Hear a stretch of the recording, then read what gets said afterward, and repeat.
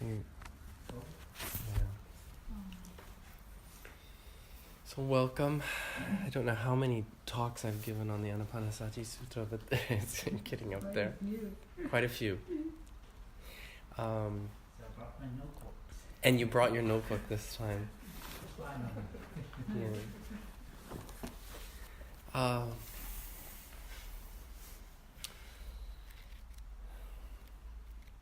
So we've been talking about the major meditation sutras in the Majjhima Nikaya, which is the middle-length discourses. Although I've been focusing on the Anapanasati Sutta, which is, what does the Anapanasati Sutta mean? What is the meaning of that in Pali? It's breathing. Breathing in, out. mindfulness of breathing in and breathing out. Very good. So ana, breathing out, and apana is breathing out, and anapana is breathing in. So, and there are 16 steps which is the main focus of the breathing in and breathing out meditation. And each step is divided, has two parts to it. So while you're breathing in, you're supposed to attend to something. And while you're breathing out, you're supposed to attend to something. The Buddha divided these 16 steps into 4 parts. That the first, they're called tetrads, which means a group of 4. So the first tetrad matches or is a way of developing mindfulness of the body. So the first 4 relate to the body. The second 4, or the second tetrad, relate to feeling, developing your mindfulness of feeling. The third tetrad relates to what? Mindfulness of the mind, citta. What is the 4th one? Mindfulness of the dhammas. 4th tetrad relates to the dhammas. This is... Can you explain a little bit? The 4th one confuses me. Okay. Dhammas, what does it mean? Okay, we can go over it. I'm happy to go in any order. You could think of it as the quick way to Nibbana. I think... why is it the quick way? Because you're attending to Buddhist wisdom. So the first one is breathing in. So the monk trains himself or herself, doesn't matter, and stating, I breathe in. While I breathe in, I focus on anicca, impermanence. While breathing out, I focus on anicca, impermanence. So what does that mean? Well, let's go through all of them now. What's the next one? The next one is viraga, or dispassion. Is that how yours is translated? Yeah, he says inconstancy, but it's the same. Oh, inconstancy is pretty good. Instead of impermanence. That's a good And translation. then dispassion, he's literally fading. This is tanasara. Viraga, he translates as fading. It's in parentheses. He said I see. dispassion, and then in parentheses says literally fading. Right. So raga is like when you color or dye something. It literally means like the color you put in a fabric. It's used that way in the canon. So viraga is when you take the color out of something. So our relationship to the world is putting color into things. We make things more beautiful than they really are sometimes. We force our minds to only look at certain aspects of reality so that we like it more. Or we forget about this food makes me sick, but people eat it anyway. Like the cake or the too much sugar. And so, but you're kind of raga, you're kind of coloring reality. You're saying, oh, this food is so good, and you're only focusing on the sweetness right at the tip of your tongue or something. But the Buddha wants us to focus on viraga, Why? It helps clear the mind. When the mind isn't deceived by the world, it gets calmer and clearer. It can see wisdom more clearly. As a lay person, it's highly recommended to go on retreats. I go 1 month every year. I spend a whole year taking off meditating. And this practice of contemplating anicca's, the first one, inconstancy, is good for a lot of reasons, especially when you're experiencing pain. You know, as a beginner, if you're experiencing pain, instead of saying, oh, this pain is going to be with me forever, I'm never going to improve, I'm going to have a sore knee for the rest of my life, I'm never going to be able to dance again. That's a way of, focusing on inconstancy is obviously everything's inconstant, including pain, and that's a good thing for pain. It's hard when it comes to pleasure. You want your pleasures to last, but you don't want your pains to last. So sometimes when you're beginning, it's sometimes easier to reflect on the inconstancy of pain. It does help you deal with pain a little better. It gives you that little bit of distance so that you can calm your mind down. Because what happens when the mind is over-identifying with pain? Oh, I'm going to have this pain forever. Well, not only is it wrong, it's not going to be forever. No pain is forever. But what else? The mind gets very hot. Just like pain is hot, it can feel like heat, actually. The mind gets hot when it's identifying with a body that's in pain. So by focusing on the impermanence of pain, and you can do that in hundreds of ways, and I'm not joking, hundreds of ways. What's one way you can focus on the inconstancy of pain? The body will cease to exist. The body will cease to exist. The ultimate sort of anicca is that we all get sick and die at some point in our life. You can think of a time when you weren't in pain. And you can think of a time when you weren't in pain. But what about even in the present moment? Not about the future, not about the past. What about right now? How can you see impermanence? Like another part of my body. If my leg is in pain, then I think about some other. And what happens when you put that pain within a context of a body that's not entirely in pain? What happens to that pain? Did you notice anything? What did you notice? It becomes much more distant. It becomes more distant. And it becomes included in something else. It's like holding the hand of a friend who's crying. It makes a difference when suddenly you feel connected. When you put that pain in context of a whole body, you realize, oh, it's like 1/100th of my body in size. The rest of my body's fine. It's a kind of relativization. Is that a word, Dave? Relativize? Can you kind of relativize pain? You're my English expert, Dave. Contextualize. Relativize. It's a French word. We say relativiser in French. What else does it do? It reduces the intensity. It can be like a throbbing pain. If you put your face right up to a frying pan, you're going to burn your face. But if you put it a little further away, you're not going to burn your face. Simple as that. But also it's a good thing because it doesn't last. Intensity doesn't last. Right. But in my particular case, I noticed that something else happens. Something else flourishes. Like Right. the endurance. The endurance. The endurance is just being there with it. Mm-hmm. I noticed, and if you build persistence and yeah, endurance. if you're persistent, and if your sati gets subtle, then you see moment by moment how it loses its grip, Mm-hmm. and your ability, and something Mhm. else happens. It Mhm. creates space, and your ability to endure Right. becomes stronger. Right. So it's a good thing. Right. The more samadhi you have, the less pain you'll feel in meditation, and the more pleasure you'll feel. It'll actually be replaced.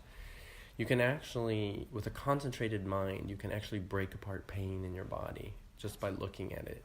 Because pain is not a block of sensations. It's not it's not like a color that you put on a fabric and it stays there forever or for a long time. It moves. That's a way of Pain always moves. It does. It's like a cloud. If you really look at it and say, where is the limit of this pain? You know, you might feel it like a horseshoe, or you might feel it like a round ball, or it might feel like a cloud, or it throbs, but what's happening there is that if you really put your mind there and the pain in your body, it will move. It will move and it will break apart. And it will crumble. It will be made up of all these pieces, and you'll be convinced it's this certain shape. And then it'll change. And it'll move around. It's not a thing. It's not the four elements. Pain is not the four elements. There are certain characteristics of the four elements in pain, but it's not a thing. It's not an organ in your body. It's a communication. Is that dispassion then? I mean, could you apply dispassion to pain? Absolutely. How would you do that? By not coloring it. By not coloring it? Not, you know, People at least do emotion. what with pain? They create narratives around it. Yes, I have this emotional, pain yeah. because my brother hit me when I was 12 years old, and I had to go to the hospital, and I still have this trauma back there. And people mentally carry things around with them. They color them with stories all the time. And we do that with pleasure as well. We do that with pain. We do that with everything. We change. We hold on to our pain and our pleasure. It's weird to think that we hold on to our pain, but we hold on to our pain. And we do it through narratives, through coloring. We need to learn how to be better. Instead of watching movies, you have to think of yourself as the director, as the movie maker. Lights, cutting, action. You're making your own life. You're making your own movie right now. Even when you're meditating. In particular, when you notice a sensation that's physically painful, dukkha vedana, you need to start then. You need to realize you are the movie maker. And you need to shift your perception of that pain. Instead of, oh, this pain lives with me. I'm always going to have this pain. I identify with this pain. This pain is in me. I own it. Instead of that type of narrative, seeing it up close, feeling a victim to it, feeling enslaved by it. Those are common with pain. Feeling enslaved by pain. Like you can't do anything about it. Like it's a weight. Like a chain with a big ball on it. Like it's your ankle or something. Most people live that way all their lives, and they don't know that they can shift those things by shifting their perceptions. You have to be creative. You have to think of, how can I discolor this pain? How can I shift my perception around it? Well, like we said, you can take a big perspective of the pain and include it in an ocean of, this body is only, what does the Buddha say? A fathom long and a sugata wide, and it's very small, but there's a near infinity of sensations going on right now. Breath sensations that you feel in the breath right now. Emotional pain, the same. Emotional pain is the same thing. Yeah, it's a similar type of, a lot of people feel it in their heart, of course, or it wells up in the back of the throat, or it goes into the eyes and you start crying. But the reason you get those emotions is because you're holding them. It's like the intensity of shaking up a Coca-Cola can and letting it explode. It's the tension around the pain that can cause it to be intense. So you want to become aware of these limits of the pain, whether it's emotional or physical. How are you holding it? How are you holding it in and creating more pressure so that it builds up? And so the lessons you gain from the early tetrads are very important, which are whole body breathing. Remember, the third step in the bodily tetrad is breathing in, experiencing the whole breath body. That means the whole body is breathing. It's taking in oxygen, and there's happy sensations when the cells get new oxygen and they release this tingling feeling of happiness. It's a simple thing. You're constantly feeling it. I watched a ballet today, and I meditated through the whole thing. I was aware of my bodily sensations. I was aware of my breath at my nose. When I found myself getting a little sleepy, I put my nose at a small point. That's why I did that today, and woke myself back up. But I was able to feel my bodily sensations through the whole performance. And so whatever you're doing, especially when you're quiet and watching something like that, it's a good time to meditate. I was doing the first Tetrad.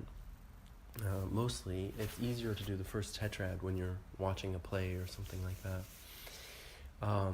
But you can easily attend to impermanence as well in my voice. Do you hear how sounds appear in the air and disappear?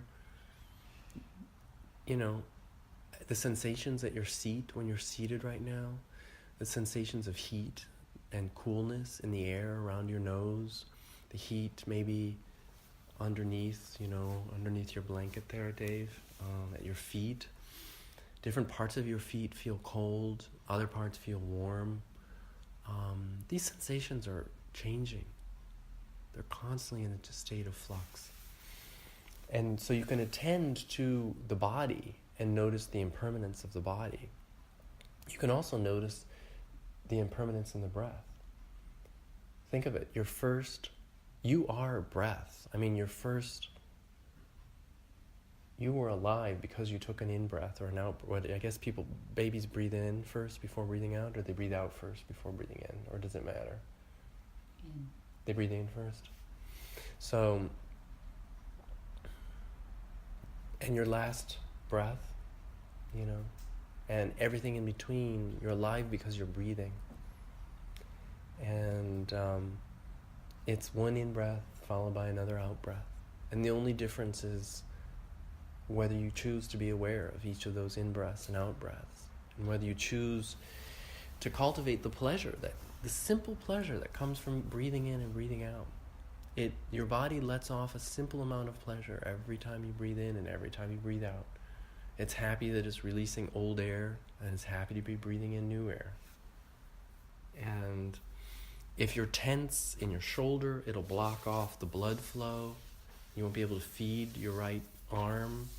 If you're tense in the other shoulder, same thing. In your hips, it can block things off. Your legs can fall asleep. You can feel cold because of tension in your body, and heat in one area and cold in another. These discontinuities are constantly shifting, but they're based on your tension in your body, and your tension is something that you're doing in your mind. You are perceiving your breath and your body in a certain way, and that's causing what you're experiencing right now is the effect of those perceptions that you have towards your breath right now. You don't know it. It's very subtle. But when you start meditating, you can start seeing, sometimes you breathe in on one left lung more than the right lung. And so you might get a sore neck because you're breathing heavily on one side and you're trying to sit still. So there are a lot of things to say that you can teach yourself when you're meditating. You can learn how to be healthier and happier by becoming more aware of the perceptions you have. Sometimes maybe you have a perception of frustration, and that's causing a certain way you breathe when you're frustrated, and a certain way you breathe when you're angry, a certain way you breathe when you're greedy, when you're hungry. Things shift. And there's a certain way you breathe when you're concentrated, when your mind is balanced, when your mindfulness is light, and it's staying with every sensation. And the more you can stay with sensations, the more sensations you actually do see, the more opportunities you have to contemplate anicca, impermanence or inconstancy. If you're jumping around all over the body, your mind's going to be disintegrated. What's the word? It's going to be éparpillé. What's that? Disconnected.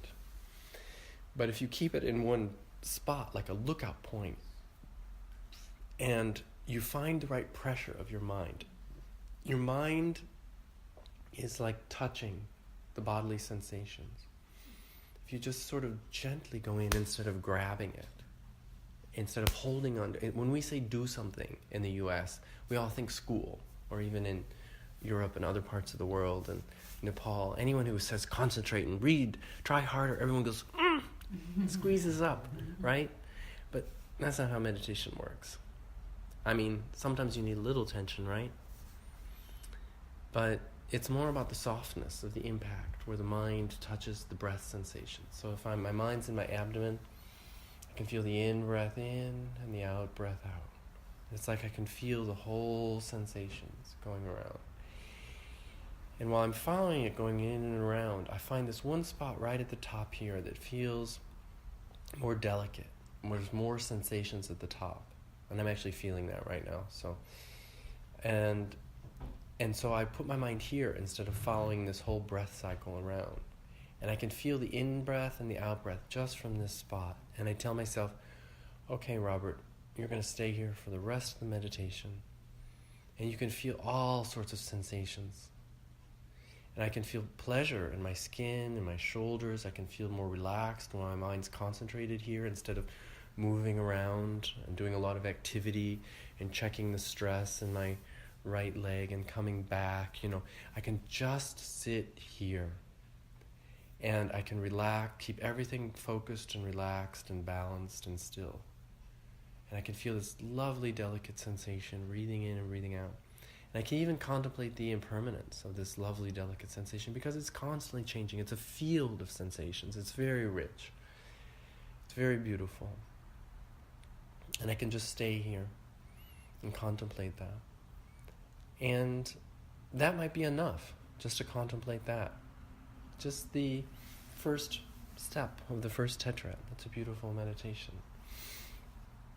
If anything comes up in my mind, maybe that because it's a pleasurable sensation, I'll think of other pleasurable things or something like that. So if my mind starts to get too busy because there's too much energy, I might need to calm it back down. So when there's too much activity, when there's too many impermanent sensations, the mind can get sort of unfocused sometimes. Agitated. It can get agitated. So, So you have to come back and calm the mind down again. You can go to a sensation or one spot. Instead of trying to notice all those different breath sensations, just notice one again and calm your mind back down. So it's a play. I mean, you do have to contemplate, you do have to try and make the breath sensations that are pleasant feel more constant. I mean, the Buddha taught a pleasurable meditation. He didn't teach painful meditation. He wanted to give people a pleasant abiding when they were meditating, a pleasant way of spending their time that they had control over. That wasn't painful. It's better to be released off the wheel of enlightenment when you're feeling pleasure than when you're feeling pain. And so he taught samadhi, or concentration, stillness is maybe a better translation, or stability, because he wanted people to, it's kind of like having your own teacher, having your own solid ground when you have samadhi. You're anchored. That's a good word. Yeah. And so this is anicca, impermanence, or inconstancy, and viraga, dispassion, or fading. And then the next one, and so fading, of course, is when the pleasure or the pain is touching your mind and you want it to go away. You want a little distance so that you can feel centered and cool inside. There's too much heat connected with the point of contact with something. There's too much agitation or activity. So you want to contemplate its opposite. Whatever you're focusing on, focus on the opposite thing, and maybe your mind will cool down and stop trying to grab whatever it's grabbing. And so the mind almost forms fingers when there's too much raga, when there's too much heat at the connection between the object and the mind. It'll want to reach out and grab it. But when you contemplate, when you change your perception of the object, whether it's pain or pleasure, the mind almost loses its fingers and pulls back, and you get a little distance from the thing. You get a little breath of fresh air. You can pull away. This is good no matter who you are or what you do in life. Being able to get distance to things is a chance for your mind to grow. It's a chance for our brains as human beings to develop wisdom. We have to pull away. No matter whatever you're doing, how busy you are at work, how in love you are, how wonderful your vacation is going, the brain thinks better. It can make better decisions, and better decisions lead to a happier and healthier life and a longer life, to give you more time for this difficult practice, to be a better friend. No matter who you are, what you're doing in life, you can contemplate anicca and viraga, this fading, this pulling away. Sometimes you need to pull away. You cannot be upset all night long over some statement that your friend said to you, spending a month or a year, or what your father said to you when you were a kid. Good Lord, there are times when, yes, you need to confront what your father said to you or what your friend said to you that hurt you. But my goodness, there are more times when you need to pull away and get a grip on the coolness in your mind, or to lose the grip in your mind and let it become cool, so that you can see whatever's agitating you clearly again. You can see how it's arising, how it's coming into existence, and what you're doing to keep it there, and how you can let go. So that third one is nirodha, or cessation. So this is when actually things that agitate us, we do hold them there. They appear because even though we don't like them, we're doing something to maintain their existence there. Something, the way we're perceiving the world, it makes it keep coming back. Our obsessions are within our control. Very much so. You can control your mental obsessions by contemplating the opposite, by shifting your perception. Viraga is a very important lesson to learn, and so is anicca. But the two together form a very special bond. And the more you practice these two, the more that thing just stops, which is the meaning of nirodha here, cessation. It stops bothering you.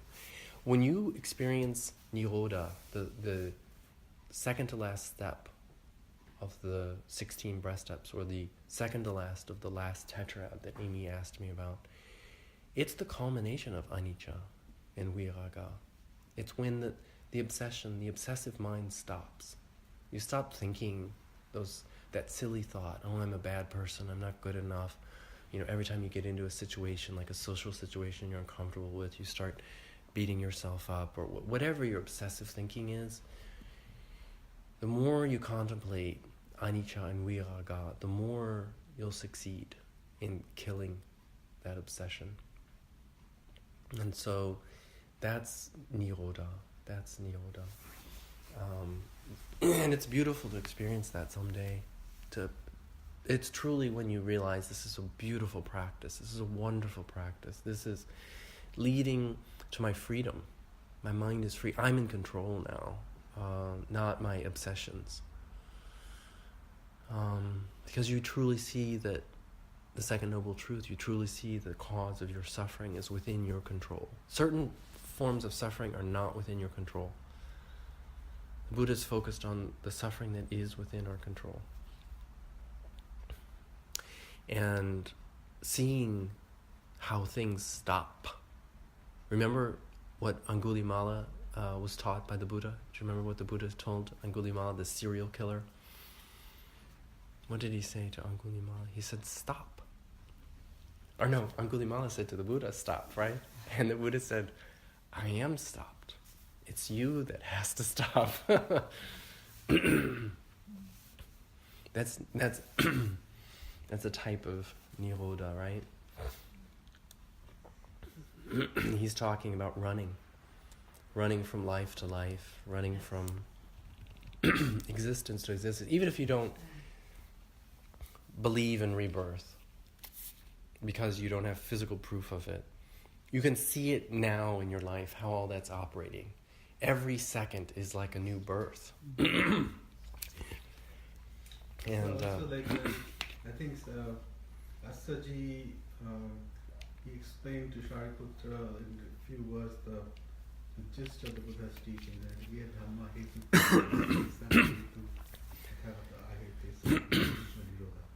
Right. How the cause and effect and the causes thereof and after. Right. Yeah, he's basically teaching anicca. He's basically teaching impermanence. That everything has its cause. It's the same thing. Noticing that, looking for the causal condition in everything, looking how things are fabricated, seeing behind the curtain how the Wizard of Oz is manipulating all the smoke. The smoke is like not wanting to see viraga. The smoke is coming from your mind. The curtain is in your mind. But pulling behind the scene and seeing that there's a lever there is powerful. That's me. It does have to do with causes. It does have to do with the second noble truth. When you see that things don't last, it's because they have causes. Something caused that thing to be. It's not there forever. Only nibbana is a state that's timeless and causeless. The truth is subversive. The truth is subversive. I think someone said that. Huh? Who said that? Some rock star. Yeah. So viraga, anicca, you can think of them in terms of causes, in conditions. What caused my mind state right now to come into existence? What was the mind right before that mind? What was it trying to do? What was its agenda? Was it failing at it? Was it succeeding? Was it judging? You can rewind a little bit. Where were you a second ago? To figure out where you're at now. Mindfulness isn't always in the current second you're in. It's helpful to try and find that current second. It'll help build your concentration. Sometimes you need to rewind a little bit. How did I end up thinking about going to Paris? Where did that come from?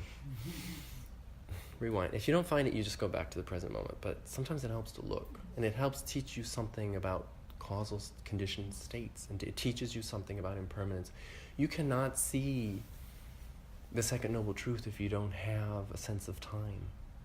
You need a sense of time. You need to be able to see that there's a cause to suffering. And because there's a cause to suffering, there's an end to suffering. Those two go together. If you see impermanence, you see that there has to be a second noble truth and a third noble truth. If there's a second noble truth, there has to be a third. If there's a cause to suffering, there's an end to suffering. If you understand impermanence, you understand that. And if there's a path leading to the end of suffering, it's not just some random thing that some God hits you over the head and all of a sudden you're enlightened.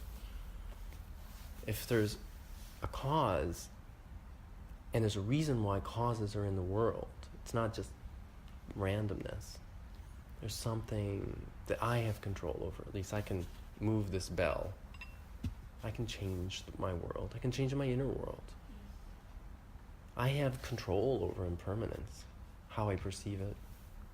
I can use it to free my mind, to cool my mind, to calm it, to settle it, to make it wiser, to make it more concentrated. Those are the things I have under my control. It seems like nothing, but it's powerful.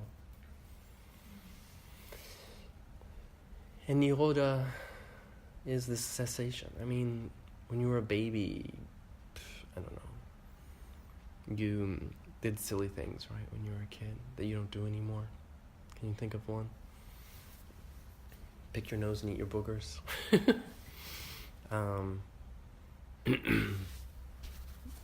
Say mean things that you would never think of saying anymore.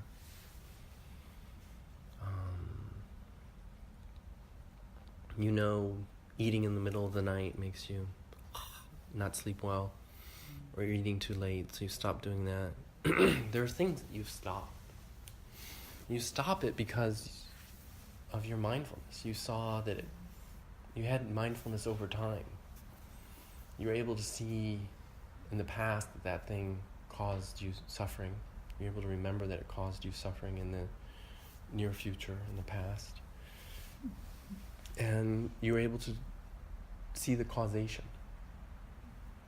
in that. And you can take the two apart. You can say, well, that thing, that pain I experienced wouldn't have been there had I had the wisdom to remove the cause.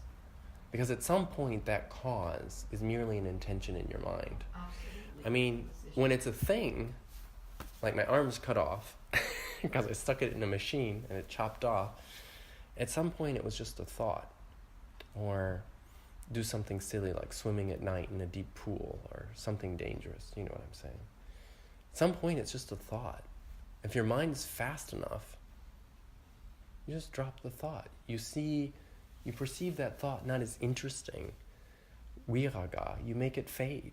That was an unwise thing to do. I don't want to die right now. There's a 10% chance that I'm going to die if I do that. Why waste my life? Is that then a relinquishment piece? Well, yeah, cessation is also kind of... Viraga is more seeing, shifting your perception. Cessation is more watching things end. Knowing that if I don't desire these things, they won't come back to me. And that cessation is more, for me, it's very encouraging. It's less, like it takes a lot of energy to truly contemplate anicca and viraga as a beginner. But once you get those going, cessation is much easier to contemplate. You can truly see the end. You can see the end to your existence, to your identities. Instead of feeling a victim to like identities in your life, like, oh, I'm always going to be this way. You know you're kind of causing those. And you can kind of see like you as the person who always like trips over their tongue in public and doesn't know how to be charming when they're have guests in the house, or whatever you're telling yourself, those negative identities maybe that you're accumulating, or this feeling that you have to be successful in so many aspects of your life, and the dissatisfaction you carry around, all that pressure that you put on yourself to be a certain type of person. You realize you don't need to put that pressure on yourself. You don't need to be that person that your parents wanted you to be, or your best friend wants you to be sometimes. You can just relax, and you can let those identities, those bhava, those becomings, those forms of becoming cease. Just let them end. You can contemplate their impermanence. You can contemplate them dispassionately, and you can contemplate how they end. It gives you more energy for the things that really matter, the things that you really want to develop. So the last one is patinisaga, or relinquishment. So that's like you saying goodbye. Like cessation is the thing is actually disappearing, and you see that it's not reappearing. It's gone. Nirodha. But relinquishment, patinisaga, is your patinisaga. So it's like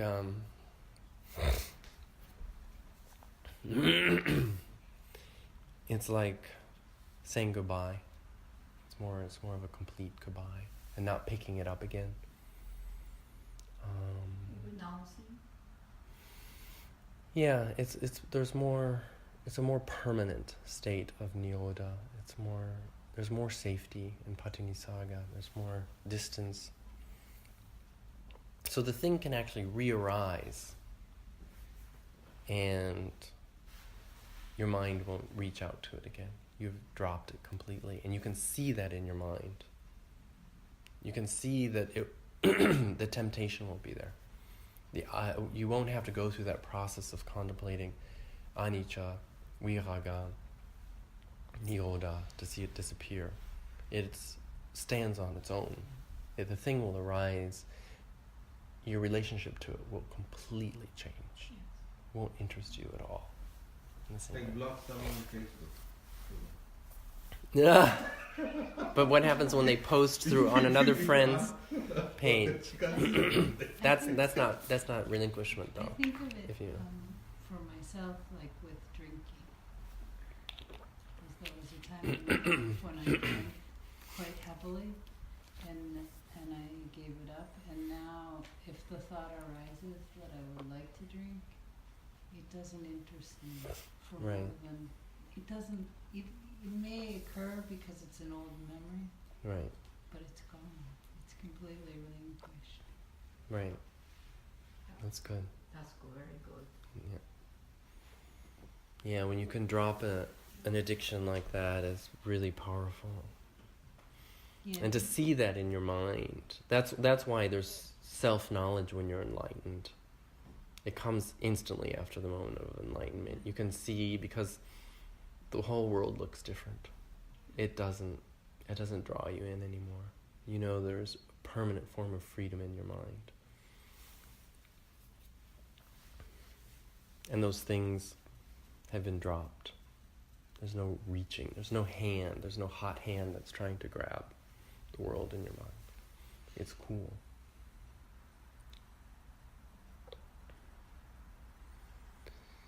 So, I was reading Buddhadasa a while ago. He connected anicca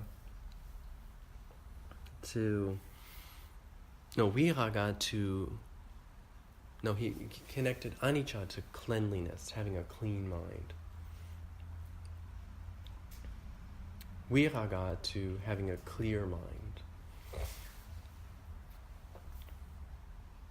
And nirodha, I think he called it an empty, I can't remember, clean, clear, and empty maybe.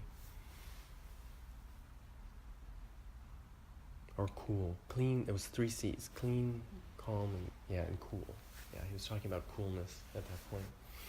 I thought that was an interesting way of looking at the three. It's been a while since I've read Buddhadasa. He wrote a couple books on the Anapanasati Sutta, by the way, if you want to read those. Heartwood of the Buddhas. Yeah. I think he wrote that. Heartwood, the Bodhi tree, Something like that. Yeah. Heartwood of the Bodhi tree or something like that. One book is called the Anapanasati, I think. Breathing, method of breathing meditation or something like that. Remember the 4, do you remember the definition of right effort? Anyone? So the Noble Eightfold Path is made up of? Energy? What's the definition of right effort?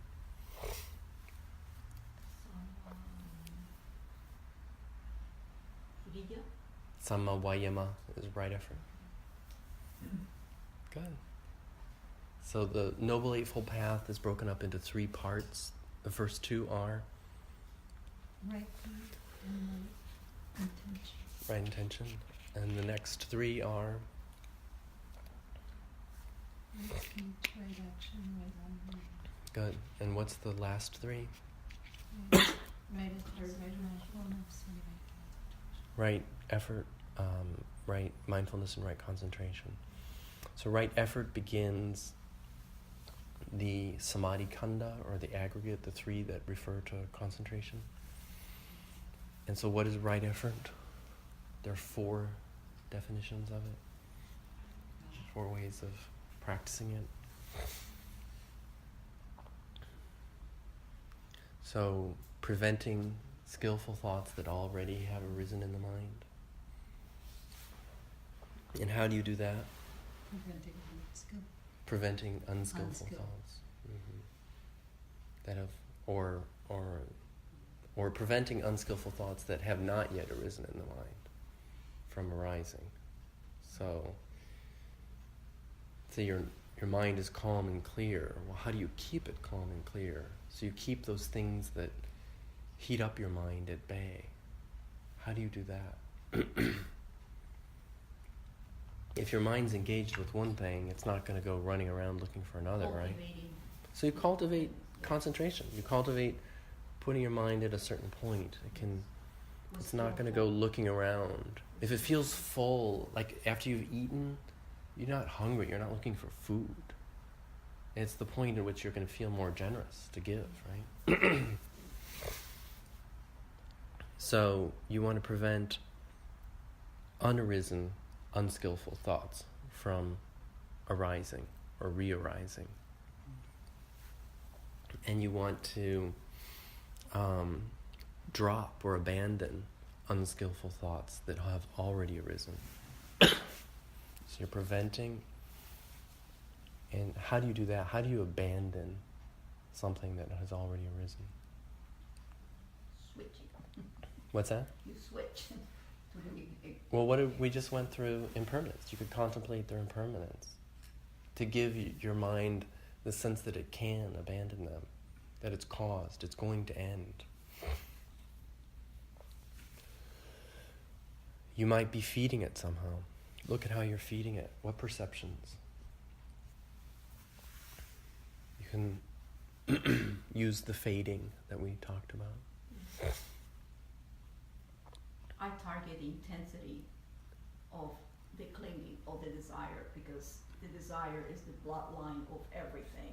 Mm-hmm. So I just go with the desire, the type of desire, and I can measure the intensity. Mm-hmm. In, like desensitize, minimize it. But that goes hand in hand with the formations. Mm-hmm. Look for the cause, so you can drop the cause. Yes. And then the third one, does anyone know that? So we dealt with two that refer to unskillful thoughts, and now we have two that refer to skillful thoughts. So what do you want to do with skillful thoughts that haven't arisen yet? What do you want to do to them? To draw them, cultivate. You want to cultivate them, develop them. And continue. And Good relationship. and you want to maintain ones that have already arisen. But the ones that haven't arisen yet, you want to give rise to them. So those are the third and the fourth ones. Somehow activate. You want to activate them, The ones that stimulate them, already find their cause, stimulate. feed them. Yeah. Feed the causes, even if you don't have a pleasant, concentrated mind that can stay with each and every breath.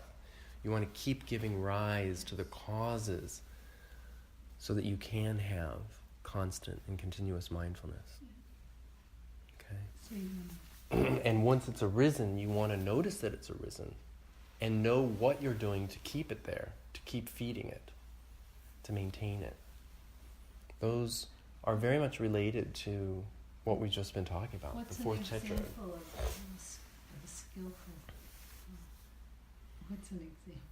Generosity. Generosity, yeah. Your virtue, metta, not killing, not stealing. Soft speaking, soft speech as opposed to harsh speech. Right. Just continue. Right resolve. What's the definition of right resolve? Right intention, the second noble factor. Does anyone know?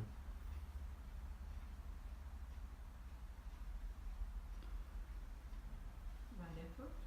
No, the second noble factor. Great intention. Does anyone know anyone of them? No.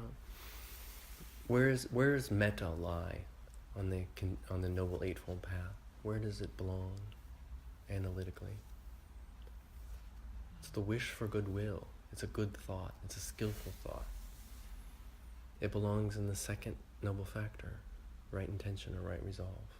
It's your intention to wish well for the world. So that wish of goodwill, that's right resolve. That wish that others won't be harmed, that wish of harmlessness, that's right. And kind of the dropping of the world, is the kind of independence of thought. So you're not constantly reaching towards the world. You're finding your own inner sense, your own inner sanctuary.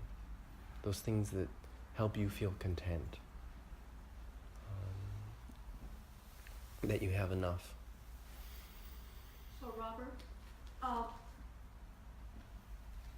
so by stopping the unskillful and cultivating the skillful and maintaining the skillful, basically you're planting the causes, right? Okay.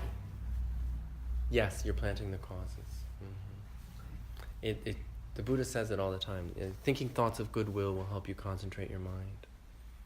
Okay. Yeah. And greed, anger, and delusion. Remember the Samaditi Sutta that Sariputta teaches? He says, what is unskillful thinking? What are the roots of unskillful thinking? What is skillful thinking? What is the root of what is the root of skillful thinking?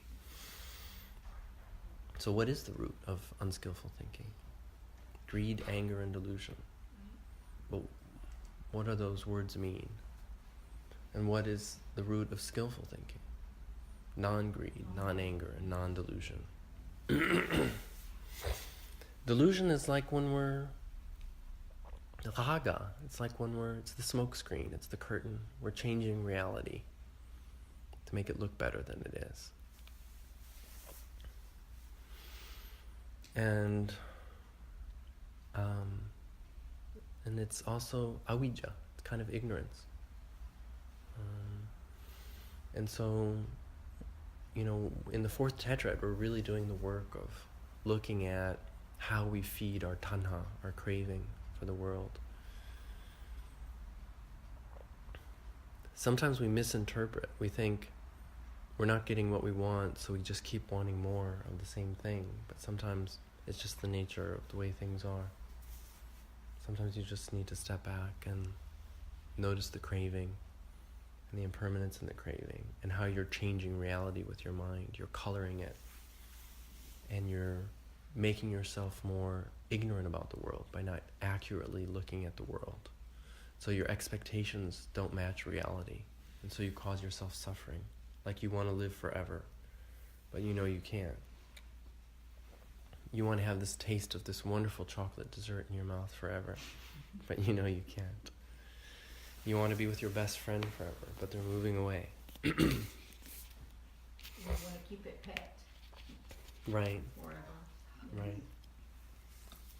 I mean, when you have that craving, my experience is sometimes, even as I'm experiencing joy in something, Mm-hmm. I'll have thought will come that this will end, and Mm-hmm. it takes the joy out of it. It's, Oh, actually, normally it would increase it because it's so short-lived. You would want to. yeah, it's Really like enjoy it. it's like a painful joy though, because you know it's gonna end. It's fear. Oh, or well, that goes something. away. That's fear. Yeah, it's You'll be able to fear. be more mindful and really enjoy things Mm. more. But not only that, and some experience the same thing. It's greed too, though. Yeah, your You fear want fear more. of losing Yeah. it. You want to But, have yeah, it you forever. You want But the taste. eventually But not you'll only that, gain it's- wisdom. It's also the attachment that you It's want. lack of wisdom. Yes. Yeah. I think so. Yeah. Because what's in your life is what's in your life, and you can sit there and desire and desire and desire all you want, but there are things you do to bring things into your life, and whether they come into your life or not, you can sit there making yourself suffer because they're not in your life. Or you can do what you can do. And but a lot of suffering comes from rejecting our lives, not accepting them. A lot of tanha or craving comes from a fundamental dissatisfaction about our lives. We are big on desire because we're not happy with the way things are. But if you can learn to gain some samadhi, some stability of the mind so that you can experience pleasure at will, it shifts your focus. You're not needy anymore. Your desire is going to weaken on its own because you're not looking for your ultimate happiness in the world. Your ultimate happiness lies in your heart, and you are responsible for putting it there. And there's a technique you can learn to develop it and put it there. And so when you feel like you're in control, then it's easier to look at the hard truths, look at reality. It's like when you're really in pain, the last thing you want to hear is, you're going to die, or something horrible. You know, it's easier to look at death and accept it, accept impermanence when your mind's calm. You know, the Buddha taught the 16 steps of breath meditation, sometimes late in the practice, sometimes early in the practice. Remember we mentioned the Girimananda Sutta. The Buddha started off these 10 perceptions. The first one was anicca, inconstancy. And the last one was breath meditation. But here, you know, inside the breath meditation, it comes towards the end. It depends on your wisdom. You've got to try these things. You have to try the fourth tetrad in your meditation. If you're feeling pain, or there's emotional pain in your heart, it's not going away, you should try contemplating in this way, in the fourth tetrad. You could try body meditation. You should try contemplation of feeling, contemplation of mind. They seem interwoven. And they're interwoven. The seventh one, which is the mental fabrication, isn't that similar to the fourth tetrad? It seems like to me. It's about impermanence, right? Mental fabrication, is that sankhara? Exactly, yeah, mental fabrications are citta sankhara. So, but the fifth one is breathing in, experiencing joy, right? Gladden the Rapture. Yeah. And breathing out, experiencing joy. It's to me, it's like the tetras is sort of like creating your home, creating the home inside. You know, it's just that is just. That's But what's how the decor here for looking at the citta sankhara? What's the foundation? The breath, to me, is Pleasurable breath. Is the Full pleasurable, breath. pleasurable in skillful. The breath becomes skillful because it becomes refined, and the more you, it's like everything is intertwined. You get to know the mind and the coarseness and the corners, where in the mind is more coarse in parts in your body. And as I meditate, it becomes refiner, and the pleasure is So- more refined throughout. And I will. All right, well, let's end here then. So the cause of joy, piti, and the cause of sukha, happiness, are having a concentrated mind that's focused on the breath, and that is directing the mind towards the breath and evaluating that breath in a certain means. And so then you experience piti. And the cause of being able to contemplate the conditionality of that happiness, because we don't want to see the conditionality of happiness because we want it forever, that's citta sankhara. So in a sense, they're kind of linear there. There is a kind of linear lesson there, but there's also some cyclical. Yeah. So let's end here. Sadhu, sadhu, sadhu.